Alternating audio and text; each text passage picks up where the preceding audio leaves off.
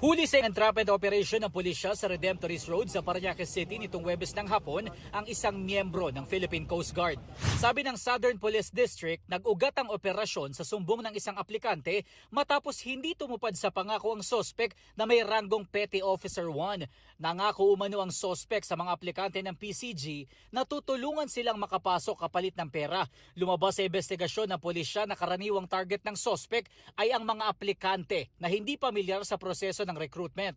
Karamihan po sa nilalapitan niya ay yung mga taga-probinsya and magpapanggap na po siya na tulungan itong makapasok kapalit ng malaking halaga na hinihingi niya sa ating mga biktima. Abot daw sa 300,000 pesos ang hinihingi ng sospek kada aplikante. Pumapayag din daw ito sa installment na naging susi naman para makapagkasal ang entrapment sa sospek. Inaalam na ng pulisya kung may mga kasabwat ang sospek. Wala pang pahayag ang sospek na nasa kustodiya na ng SPD. Maharap siya sa patong-patong na reklamo kabilang ang robbery extortion, estafa, Cybercrime Act at Anti-Graft and Corrupt Practices Act.